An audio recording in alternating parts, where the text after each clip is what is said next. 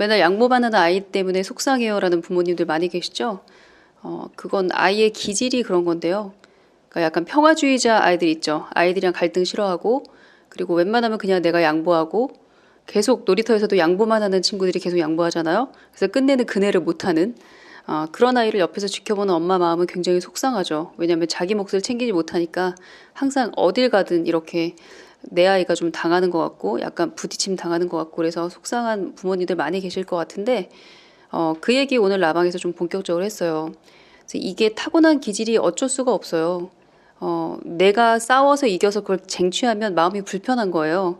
그러니까 그래 네가 먼저 그네 타, 네가 먼저 이거 가지고 놀아 이렇게 양보를 하는 아이들이 있는데 보는 엄마는 굉장히 답답하고 속상하고 그렇지만 사실 그 아이는 속상하지 않을 거예요. 오히려 마음이 편안할 거예요.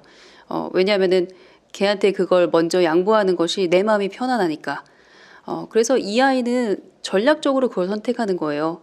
나에게 덜 상처받고 내가 덜 괴롭고 덜 불안하고 덜 불행한 선택을 하는 건데 어른의 관점에서 볼 때 우리나라 사회가 워낙에 목소리 큰 아이가 쟁취하는 것이 많고 손 먼저 들고 리더십을 발휘하는 아이들이 얻어가는 게 많은 그런 사회 구조라 엄마들이 우리 아이들이 손해보는 것 같으니까 속상해하는 건데요. 실상은 그렇지가 않아요. 아이는 그것으로 인해서 마음의 평화를 얻습니다. 저는 이건 약간 사회적인 이슈라고 생각을 해요. 우리 사회 전반적으로 목소리 큰 사람 그리고 앞에 나서서 무엇을 하는 사람이 우월한 사람이다라고 생각하는 것 자체가 저는 좀 잘못된 생각이라고 생각해요. 어떤 모임이든 리더가 되려고 하는 기질의 아이들이 있고 나는 뒤에서 조력자 역할을 할 거야 하는 아이들이 있거든요. 축구만 해도 제가 오늘 라방에서도 간단하게 예를 들었지만 축구만 해도 포지션이 다 다른 거잖아요. 모든 아이들이 다 공격수를 할 수 없어요. 그죠? 모든 아이들이 스트라이커가 될 수 없죠. 어떤 아이는 부딪히고 뚫고 나가서 골을 넣는 거는 별로 관심 없고 뒤에서 수비하는 걸 훨씬 좋아하고 수비를 하고 아니면 어시스트를 해서 친구가 골을 넣는 걸 도와주는 것에서 쾌감을 느끼는 아이도 있어요. 저도 사실 이런 거 몰랐는데 저희 두 아들의 성향이 너무 달라서 그런 세계가 있다라는 걸 알았어요. 저희 큰애는 전형적인 공격수고 굉장히 저돌적으로 공을 몰고 가서 독보적으로 거의 무대를 주름잡는 그런 축구하는 아이들 있잖아요. 그런 공격수였어요. 그래서 언제나 돋보이죠, 그런 아이들이. 왜냐하면 최종적으로 골을 넣는 아이가 가장 많은 스팟라이트를 받으니까. 우리 큰애는 그렇게 축구를 했고요, 공격수로서. 근데 둘째는 완전 다르더라고요. 우선 몸싸움하는 거 별로 안 좋아하고요. 내가 도와줘서 친구가 골을 넣었을 때 너무너무 기쁘다고 저한테 얘기하더라고요. 그러니까 그게 훨씬 더 멋있고 간지난다? 이렇게 표현하더라고요. 밖으로 보기에는 우리 아이가 별로 조명을 받지 않는 것 같고 주인공이 안 된 것 같아서 엄마 입장에서는 속상하지만 그걸 좋아하는 아이들이 있어요. 기질적으로. 그러니까 뒤에서 조력하는 걸 좋아하고 다른 사람한테 조명받는 게 부담스럽고 겁이 나서 싫은 아이들도 있거든요. 그래서 아이마다 너무 기질이 다른 거기 때문에 아이가 가지고 있는 그 기질이 우월하다, 열등하다라고 판단하는 건 위험한 것 같아요. 왜냐하면은 그런 판단이 아이한테 직접적으로 영향을 주거든요. 그래서 우리 아이가 양보하는 거 좋아하고 나서는 거 별로 안 좋아하고 뒤에서 누굴 도와주거나 아니면 그냥 존재감 없이 있는 걸 좋아하는 아이다. 그럼 그 자체로 존중을 해주셔야 된다고 생각을 해요. 그리고 아까도 말씀드렸지만 리더의 역할을 좋아하고 앞에 나서는 걸 좋아하는 아이들은 뒤에서 숨어 있고 싶어하는 별로 존재감 드러내고 싶어하지 않는 아이들이 느끼지 못하는 고통을 또 많이 경험하기도 해요. 왜냐하면 아무래도 훨씬 더 많은 좌절에 노출이 되고요. 실패도 더 많이 경험하게 되고 그것도 공개적으로 실패를 경험하는 경우가 많거든요. 그러면 다른 아이의 놀림이 될 수도 있죠. 그리고 민망한 경우도 있고 망신을 당할 수도 있고요. 근데 그런 걸 다 감당하면서 하는 아이들은 또 그렇게 해요. 그런 아이들은 또 스트레스에 대처하는 능력이 조금 강하기 때문에 모험을 한번 해보고 손 한번 더 들어서 발표도 해보고 이런 거겠죠. 반면에 굉장히 소극적이고 존재감을 드러내지 않고 싶어하는 아이들은 그렇게 실패나 좌절을 하거나 망신을 당할 횟수는 확 줄어들죠. 하지만 그런 횟수를 거듭하면서 성장하는 아이들에 비해서는 또 아주 드라마틱한 성적을 보이기는 어려울 거예요, 당장은. 그러니까 이게 뭐든지 다 동전의 양면처럼 두 가지 면을 다 가지고 있는 것 같아요. 그런데 모든 인간이 다 타고난 기질이 있고 그 기질은 크게 변하지가 않거든요. 우선 내 아이의 기질을 내가 함부로 판단하지 않도록 조심하는 거, 그게 우선이고요. 사회적인 그런 분위기가 이렇게 나서길 싫어하는 아이들은 약간 열등한 아이로 그렇게 판단하거나 단정짓거나 하기 쉬운 그런 환경이거든요. 이럴 때일수록 엄마가 중심을 잡고 너는 너만의 강점이 있어.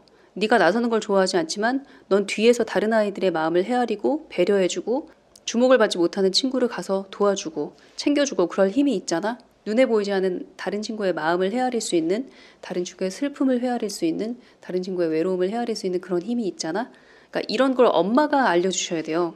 그렇기 때문에 정말 중요한 것은 엄마 자신이 아이의 어떤 특정 기질을 우월하다, 열등하다, 속상하다, 답답하다 그렇게 판단할 것이 아니라 모든 기질이 다 동등하게 장점과 강점이 있고 그 단점이라고 생각했던 것이 굉장히 치명적인 매력으로 바뀔 수 있다라는 그런 새로운 관점을, 새로운 시각을 아이한테 보여주고 알려주는 게 저는 굉장히 중요하다고 생각해요. 제가 오늘 인스타에 매번 양보하는 우리 아이 때문에 속상하다 하는 그런 고민을 가진 엄마에 대한 이야기를 올렸더니 또 어떤 분이 반대의 경우를 댓글을 다셔서 고민을 남겨주셨어요. 저희 아이는 완전 반대 스타일의 아이인데 이럴 경우에는 어떻게 해야 될지 너무 궁금하다. 항상 1등 해야 되고 항상 리더가 돼야 되고 항상 만점을 받아야 되고 이래서 매사에 전전긍긍하는 아이가 앞으로 살아가기가 얼마나 힘들까. 지켜보는 엄마의 마음도 너무 힘들다.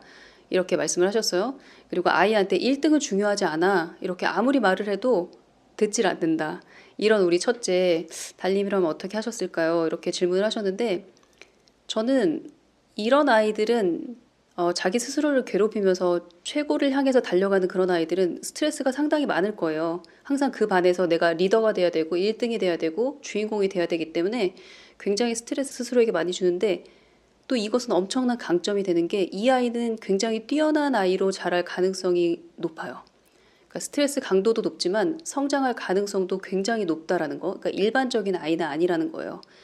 그렇기 때문에 솔직히 이런 자녀를 키우는 분들은 저는 사실 아이한테 맡기면 된다고 생각해요. 아이가 그걸 다 감당해요. 감당할 수 있을 정도만 자신을 괴롭히거든요. 그리고 어느 정도 나중에 타협을 하게 돼요. 하지만 이런 아이들은 기질적으로 굉장히 우수한 리더로 자랄 확률이 높다. 그래서 저는 부럽다고 말씀을 드리고 싶고요. 다만 이제 엄마 마음이 좀 괴롭고 그걸 지켜보는 게 힘들긴 하지만 두고두고 지켜보면 굉장히 기특하실 거예요. 해낼 거예요. 자기가 할 수 있는 한도 내에서. 그래서 이런 분들은 오히려 저는 별로 걱정이 안 돼요. 근데 아까 말했던 늘 양보하고 늘 조용히 있는 그런 아이들은 살면서 아주 특이한 모멘텀이 없는 한 엄청난 성장을 갑자기 보이기는 어려워요. 왜냐하면 항상 조심조심하고 실패를 할 확률을 낮추기 위해서 그걸 피해 다니거든요. 그래서 이게 다 장단점이 있는 거예요. 그런데 제가 보기에는 이 아이는 항상 1등 해야 돼서 스스로를 괴롭히는 아이는 거기에 걸맞게 아마 성장을 이룰 거예요. 그래서 저는 이런 분들은 오히려 그냥 기특하다 하고 바라보시면 전 될 것 같다는 생각이 들거든요. 근데 원래 아이가 힘들어하면 엄마는 한 두세 배 더 힘들고 마음이 아픈 것 같아요. 그런데 그렇게까지 마음 아파할 일 아니에요. 우리도 고3 때 혹은 뭐 콩쿨 앞두고 정말 스스로를 괴롭히면서 울면서 연습하고 울면서 공부했었잖아요. 그런데 사실 그거 견딜만 하거든요. 아이도 그럴 거예요, 아마. 그러니까 너무 힘들어하지 않으셨으면 좋겠어요. 엄마가 의연할수록 아이는 더 덜 부담을 갖고 더 행복하게 자랄 수 있는 것 같아요. 그러니까 너무 패닉하지 말고 일일 일비하지 말자. 제가 늘 하는 얘기지만 그걸 꼭 기억해 주셨으면 좋겠어요.